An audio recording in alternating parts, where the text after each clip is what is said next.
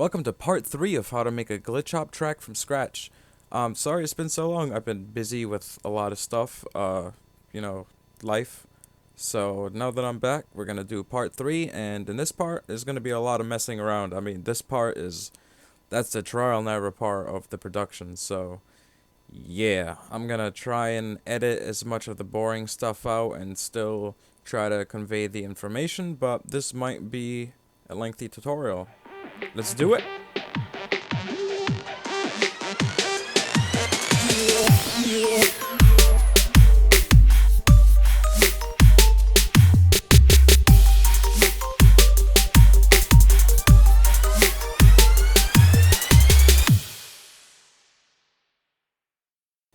Alright, so first off, let's listen to what we got here from the last part to refresh our minds.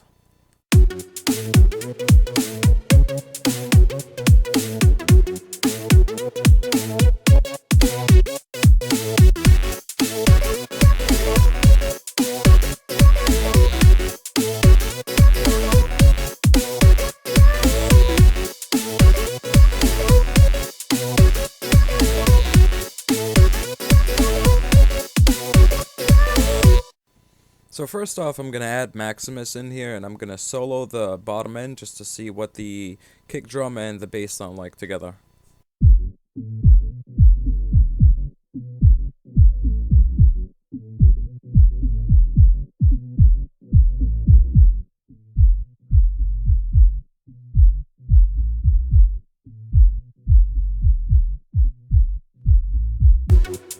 I already know that I don't want to keep this bass. I'm probably going to change it a little bit, but I'm still going to sidechain a lot of this stuff just to clean it up.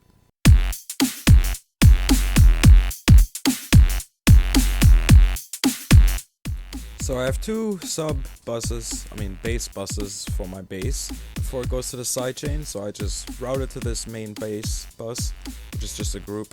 Goes to the other one, then goes to the sidechain, which scoops out with this EQ, the low end, and cleans it up. And you can hear the difference. So I'm going to show you how I did that.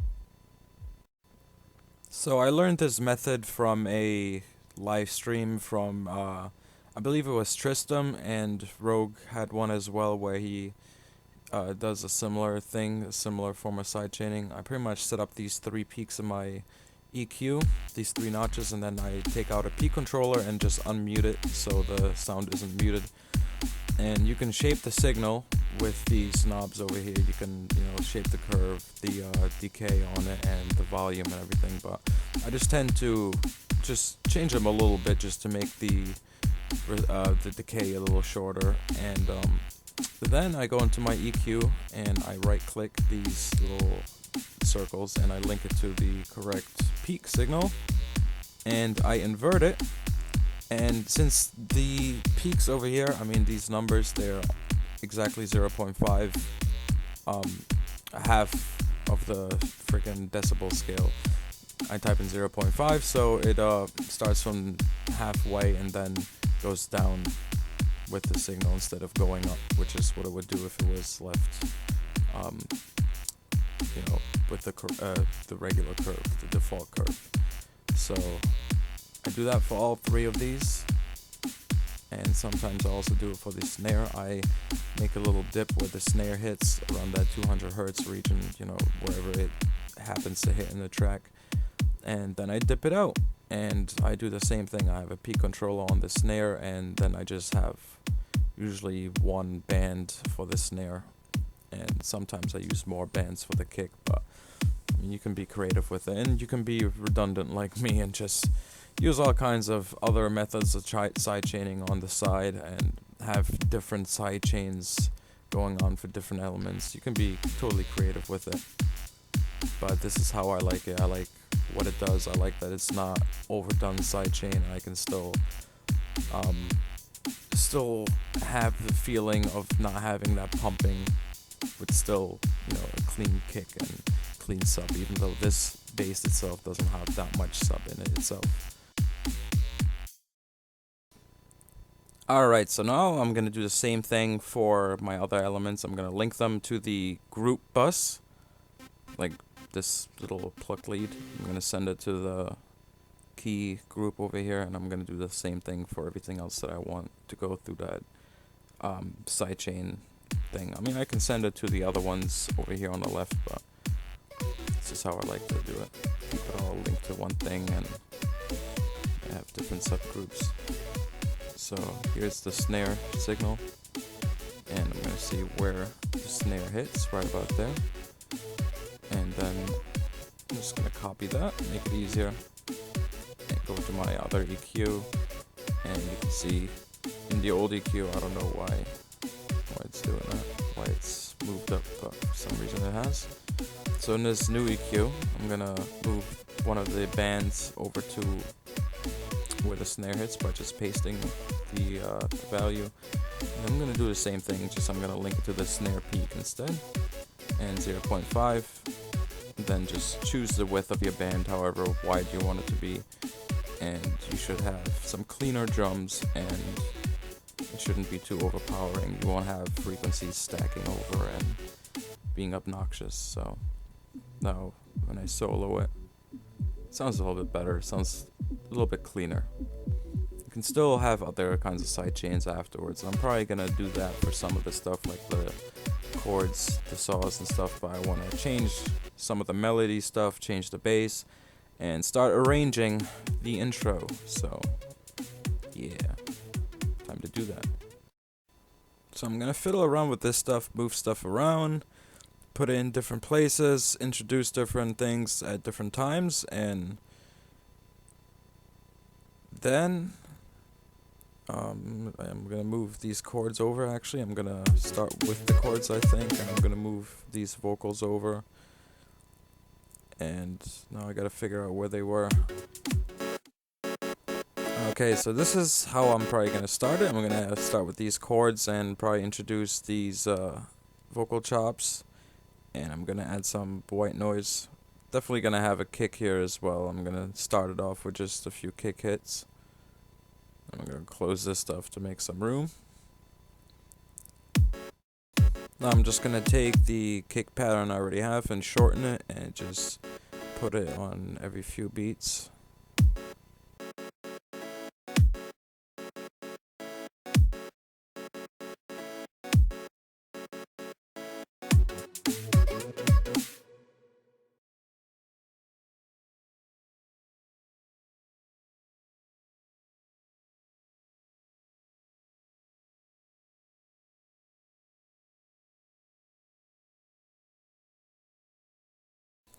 To make the white noise, I'm gonna use Massive's noise oscillator down here. I'm gonna mute the first oscillator and just use the white noise, and I'm gonna use some macros and some filtering, some bandpass filtering to make it sound all whooshy, and add some reverb and make it sound nice and whooshy.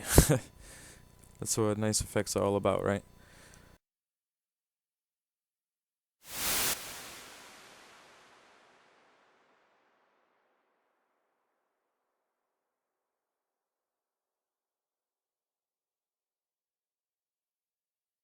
I'll use this LFO to make a cool pumping effect, so I don't have to use the sidechain for it.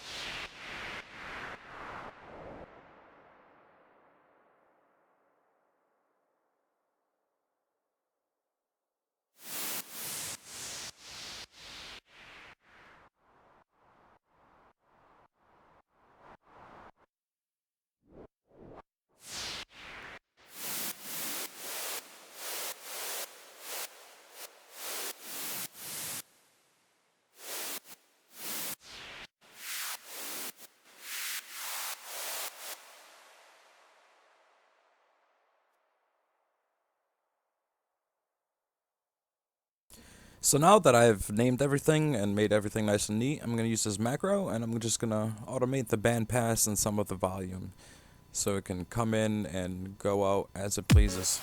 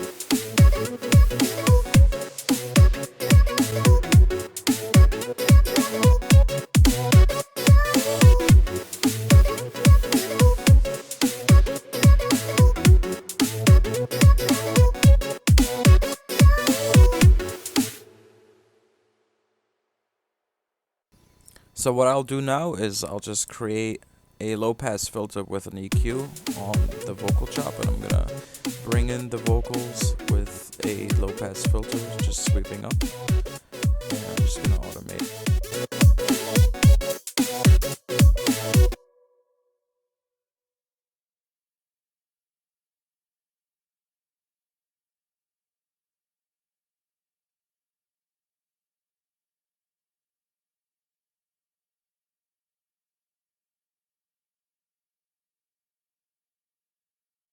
Now I'm also gonna automate the solo of the EQ effect by just right clicking it and creating an automation clip. So when I go from 0 to 100, it goes from being off to on.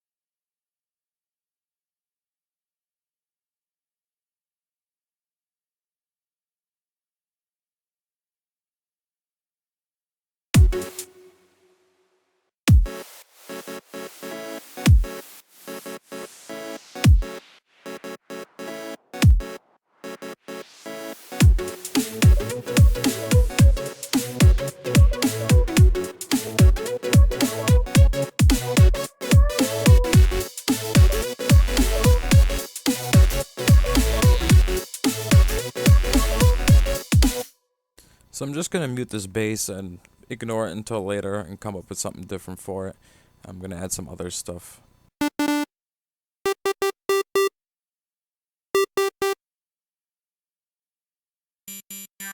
I'm going to make another pluck, which can serve for a nice sound for the intro and possibly the breakdown before the drop.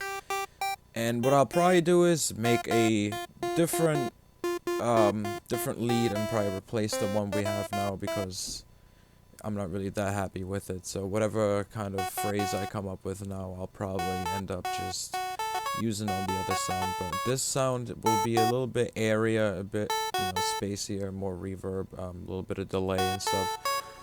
And yeah, it'll be nice, hopefully.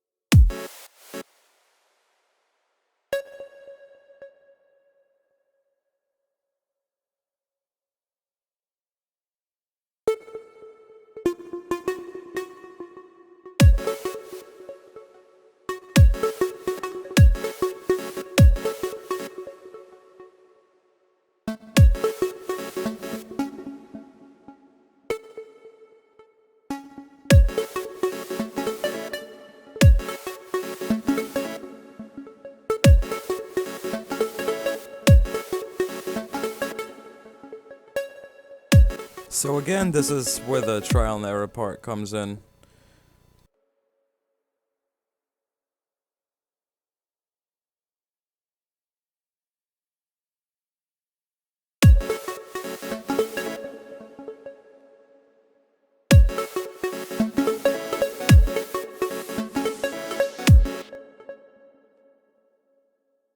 So now that I've looped it, I'm gonna try and think of some variations to make to this lead line.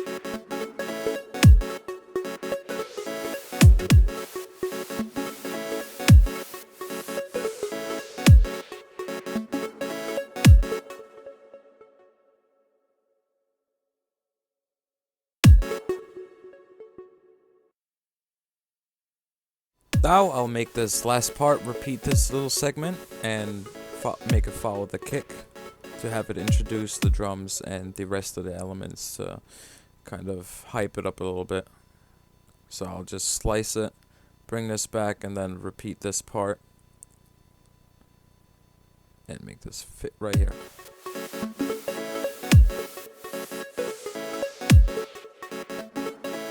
So all this stuff is obviously not working together very well right now, so like I said, I'm going to take this first lead that I made and I'm going to make it follow the new one that I just made.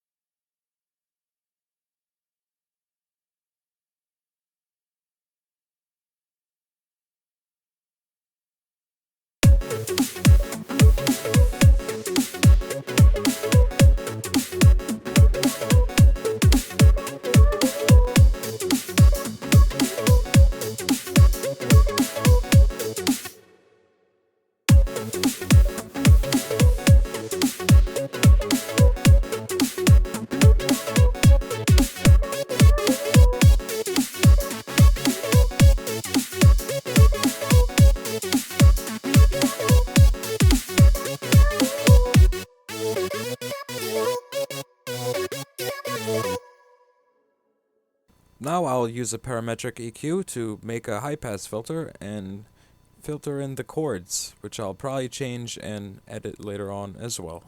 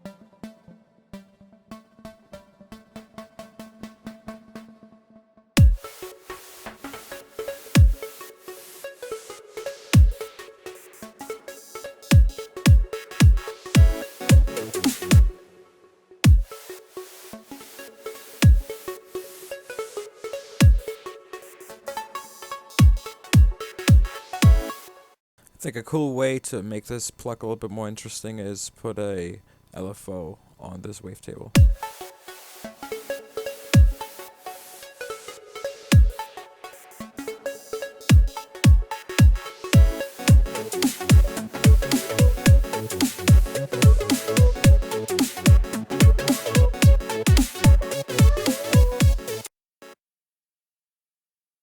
So now I've added another Super-Saw, similar to the other one, just a little bit less detuned, and I'm adding a layer to make both of those sounds play simultaneously through the layer. So I just select both of these sounds while I open up my layer. First select both of these sounds, then go to my layer and set children. So now when I press notes in this layer, it'll trigger both of these synths at the same time. So now I can just delete both individual MIDI clips and just paste it into the layer and make it easier.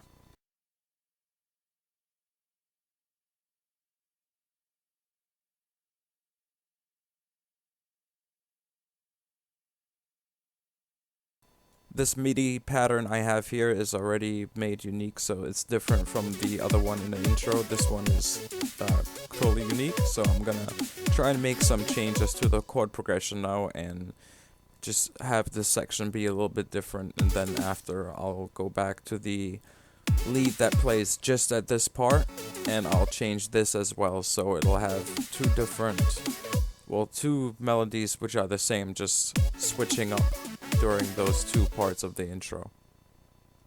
So this is a lot of trial and error. I'm going to be messing around a lot and trying different things. And let me take a couple minutes.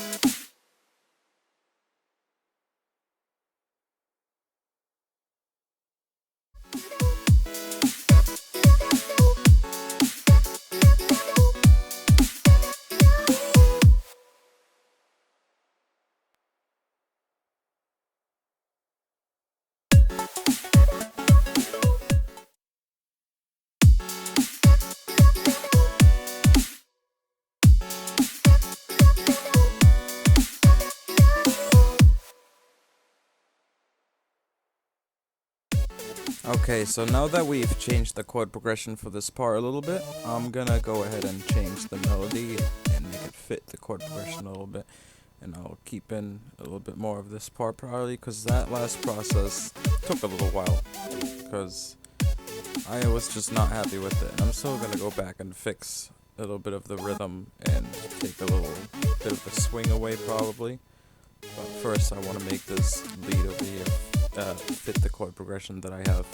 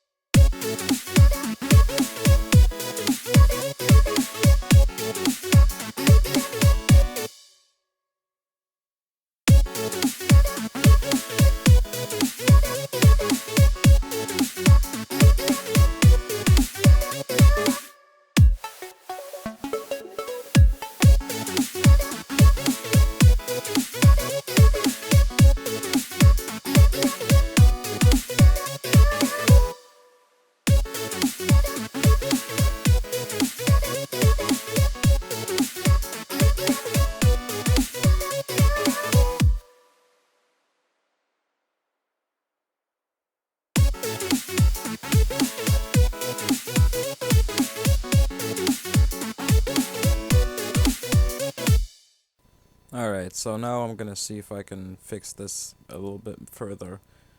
Like I said, I'm not happy with the rhythm, so I'm just gonna give this a quick shot and move these over. And I'm probably gonna do the same thing for the other chord progression from the first part, because it'll probably sound a little bit better.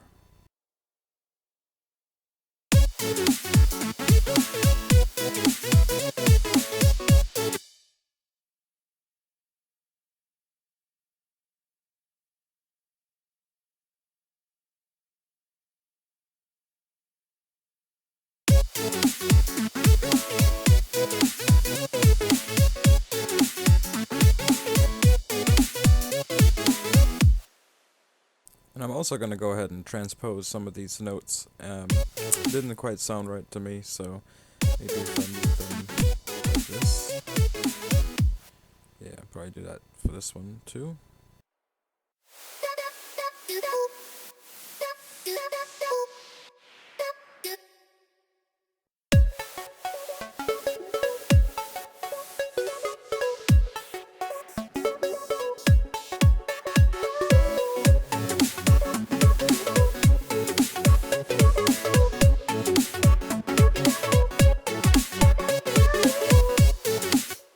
Alright, so it definitely still needs some work, some tender love and care, but first of all, I'm gonna go ahead and chop up some more stuff, make it fit the chopping on this second pluck that I have, so I'm gonna do that to the first pluck over here as well. I'm just gonna chop it, then duplicate this, and then shorten this one, bring it up here.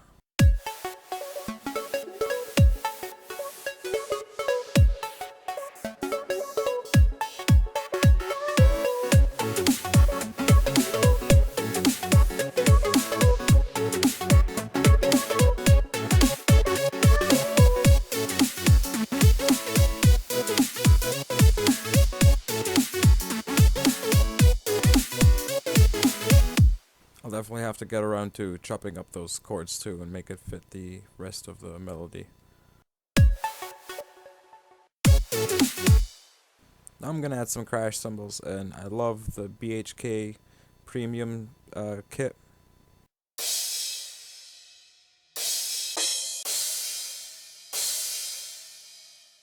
It just has so many really good drums, and I definitely recommend that, you know, you buy them if you like that kind of stuff. It's good for drum and bass, and I mean any kind of stuff. They got nice organic sounding drums. So I'm just loading this into Edison and fading it out, because there was a little clip at the end, which is weird, but easily fixed. Just edit it and, you know, fade it out, make it nice and smooth. And naming it, because, you know, that's how I roll. colored, everything.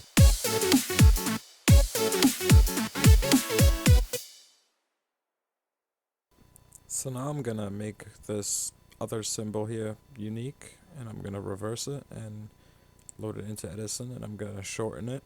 So when I reverse it, it's just gonna be a shorter reverse when I take away some of the tail.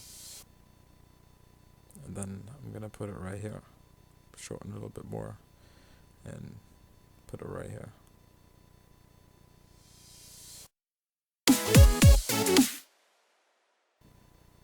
I'll actually bring it back here and then take away this stuff too and have a quick moment of silence.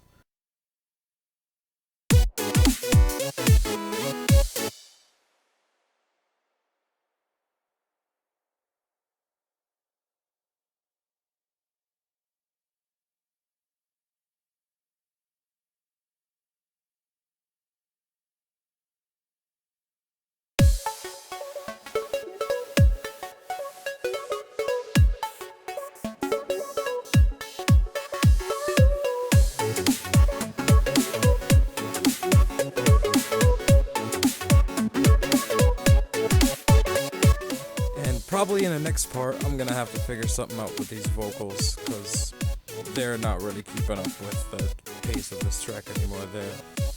This track is going beyond what it was before, so I think the vocals will need to be adjusted when I have some time. But first, I'm gonna focus on these synths and the actual structure of this intro. So I'm just gonna pitch these cymbals down a little bit because I didn't really like the way they sounded. So maybe if I bring them down, they'll blend into the track a little bit more.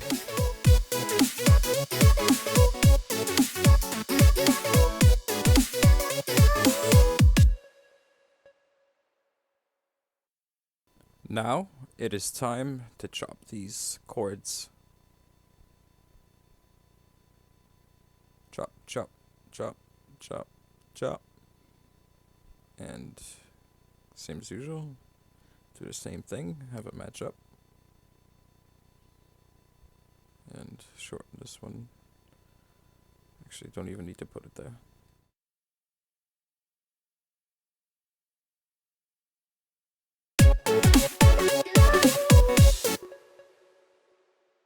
And now to keep up with the theme of the way this track has been progressing at this part over here, at the end of this new part that we just made, I'm going to chop it up as well and do the same thing for the chords and the pluck lead. And therefore it'll kind of, I mean, after listening to it, the track doing it twice already, it'll, be more natural to have it happen again.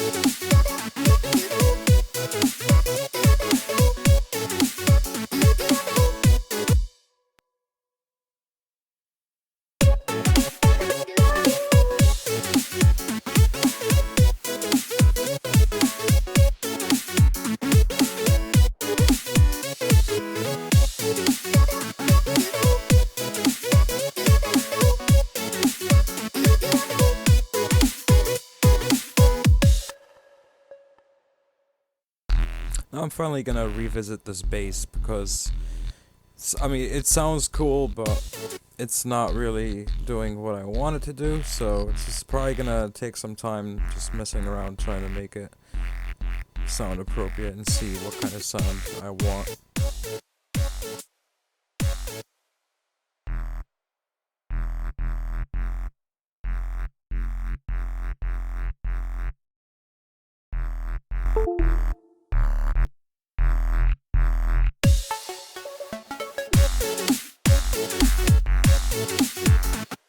So the way I envision this bass is to have a little bit of a wobble.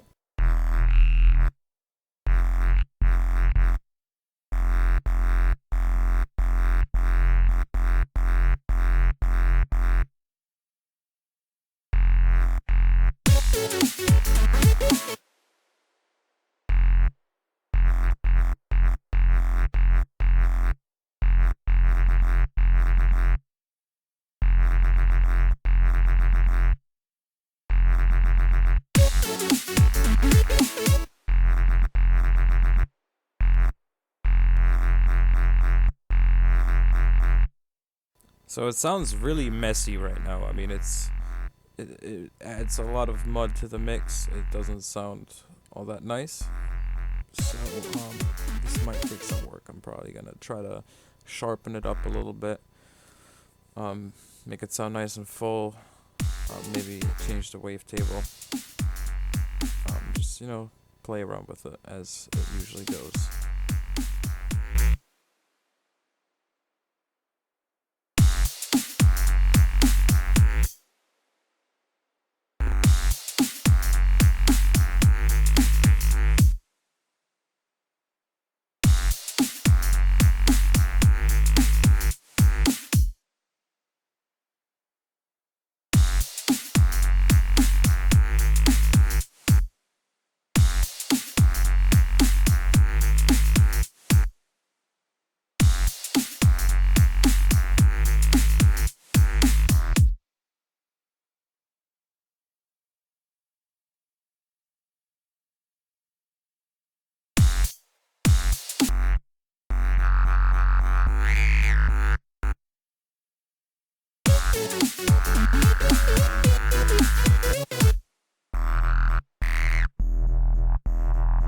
So for the sake of the length of this video, I cut out the whole rest of this sound design process because this video is really not focused on sound design. I have other videos where I show you how to make, a lot of the sounds that I use. So if you want the patch, I mean, it's here. You can check it out. It'll be in the description, with the FLP. So you can grab it like that.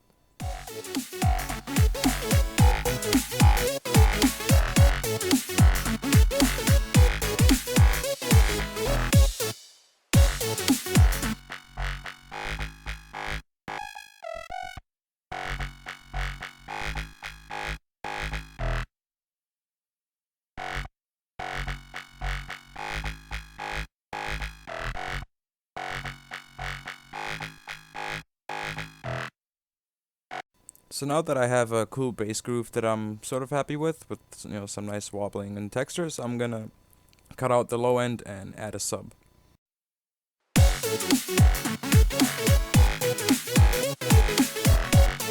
So you can hear now that I took out the low end, it sounds a little weak.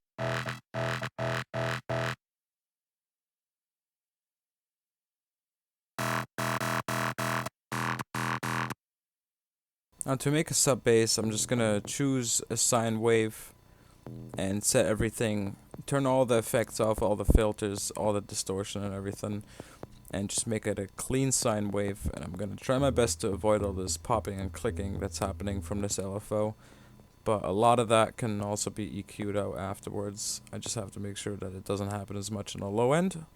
So as far as this sub bass goes, I'm gonna make it do exactly what the other bass is doing, same movement, just with not a lot of resonance in the scream filter, and just make the cutoff do pretty much what the other filter was doing from the first bass.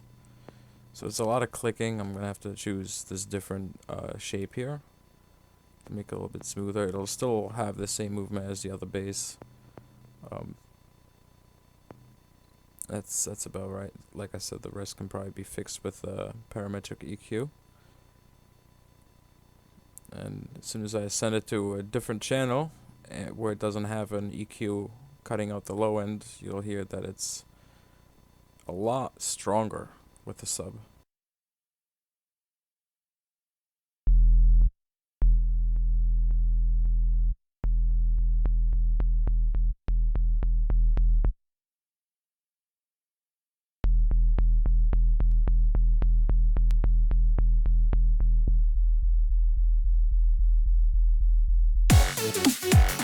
So the EQ definitely does make a big difference. You can not even hear it.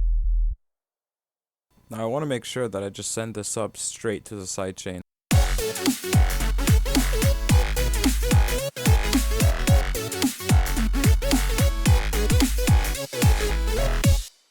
That's good for now. Okay, so now I want to make a riser in Massive to introduce the next section, to build some climax, some suspense, and a riser, also uplifter, whatever you want to call it. Just gonna take one oscillator in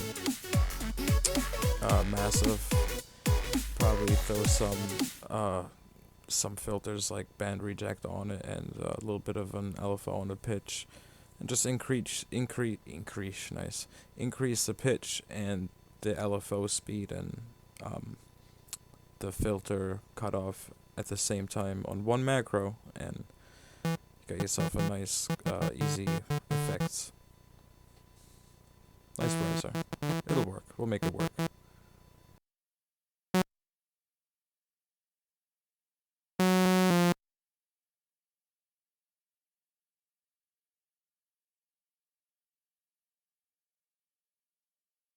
So I'm gonna try and draw in a note on in the same key as the track, and I'm gonna try and make it as long as this section over here, and make it cut out right before this little silence, well, not really silence, but this little cutout chop part that we created here, so it'll lead into that nicely.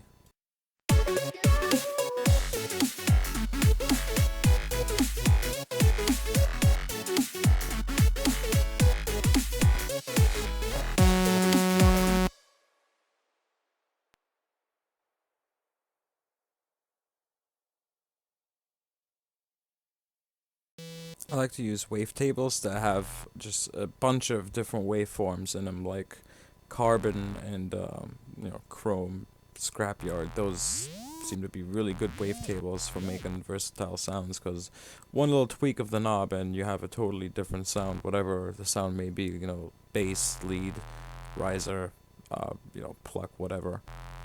So those are definitely some of my favorites. But Massive is sold, I'm sure everybody's familiar with Massive by now. But those are some good wavetails. It works for a riser, as you'll see.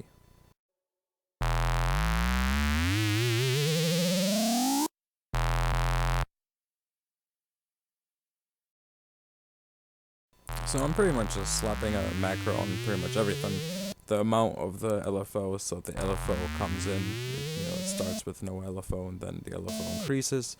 Also increases in speed as the sound's pitch increases, and after that, like I said, a filter, which the cutoff and probably the band itself will move up. And also be LFO'd, so it's gonna be LFO-ception, macro-ception, whatever you want to call it. But making risers are fun, and it's fun to just make a bunch of them, make a folder of them, and you always got go-to risers, and you can have patches of them, and they can always be in key. So it's fun to make them yourself rather than just using risers from all kinds of sample packs.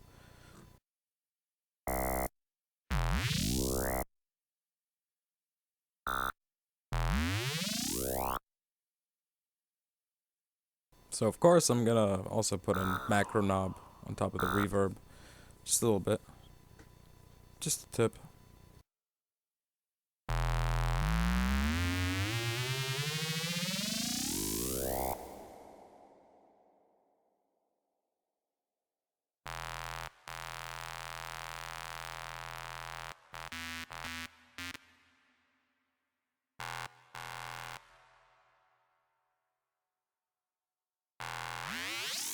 And by putting a macro on this little thing over there, that'll make it get nice and big stereo-wise as it increases.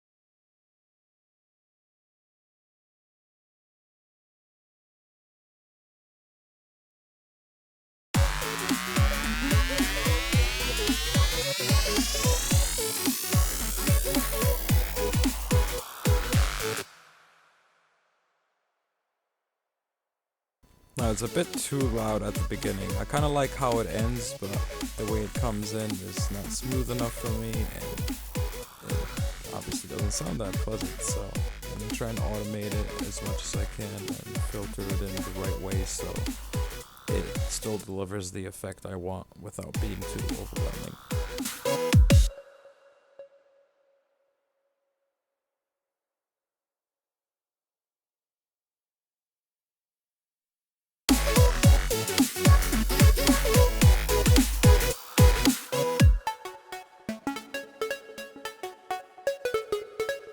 That's not too bad for a massive riser.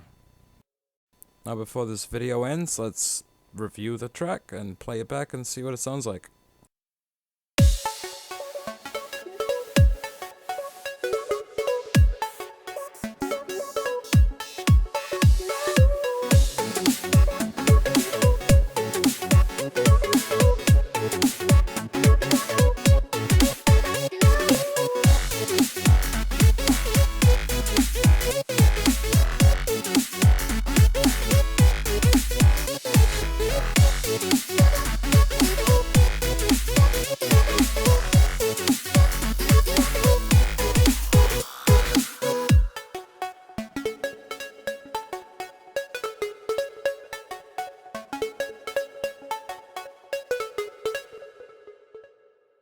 Alright, so it definitely still needs a lot of work, but I think for the next part I'll focus on the breakdown and a build up and a drop after that, and over the course of the evolution of this track, the production of this track, you can always go back and add things that are new to the track, to earlier parts, and it's all fun. So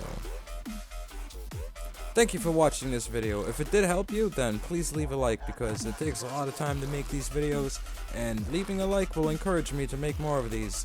So thank you very much for watching, and if you're interested in any of my other videos that I've released previously, you can find them on the screen right here. Have a good one.